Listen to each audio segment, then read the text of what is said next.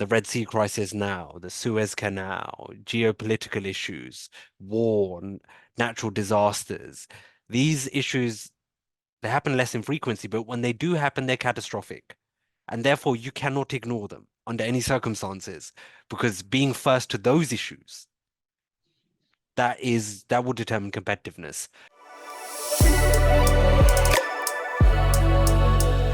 Now I'm gonna show you how Copilot can help make risk management easy. Now, small disclaimer, Alex helped build this categorization engine. So who else to hear it from than Alex? So Alex, this is the question. Which of my orders are at risk? So let's wait for the answer, and then would love for you to tell the audience, I guess, what you were thinking about or how your thought process went when you were thinking about risks and how to put these into categories. Yeah, I think, the first point about risk is in everyday life we face risk. You're never going to eliminate risk 100%.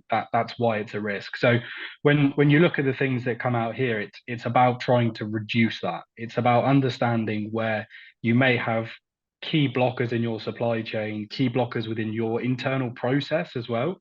It's not just about external risk within your supply chain. So if there's something that you haven't done within your business that may potentially cause you an issue. Number three there was Incoterms. Incoterms is an international trading standard that defines who is responsible for certain aspects of your shipment. Now, from a purchasing point of view, a procurement point of view, that's probably a three-letter word in a box, which maybe someone has missed or they haven't ticked something.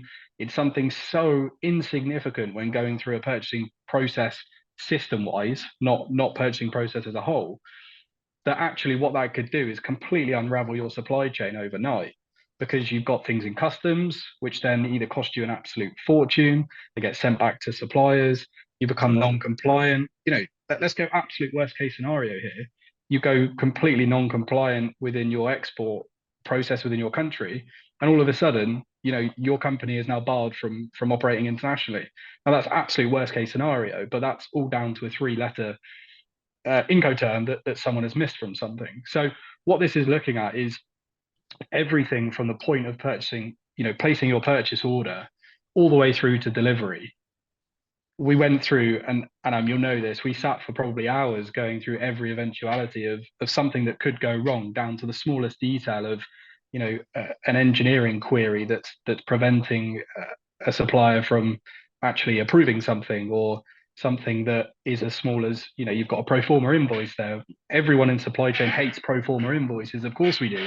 But if you don't realize that supplier is actually not on credit terms, and you've placed a purchase order with them that's either been sent out automatically by your ERP system, or via an email through a buyer, and you sit back and go, right, okay, well that's due in 4 weeks time, you get to a week before and go, well, I've not really heard anything, and then you find out you've not paid that pro forma.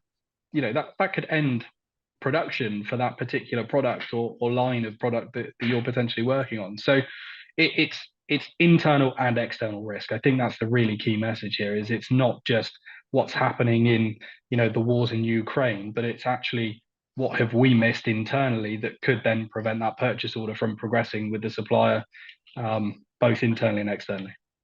Alex, you hit the nail on the head.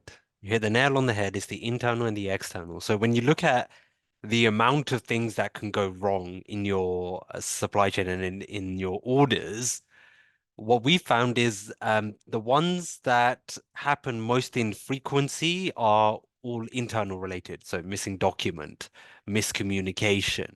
These things happen on a daily basis, and these things lead to, small delays, 1 or 2 day delay here, 1 or 2 day delay here. And then by the end of the PO life cycle, suddenly they all stack up. Now they all add up. The shocks that really redefine market boundaries that have the lasting impact happen less in frequency are those external issues.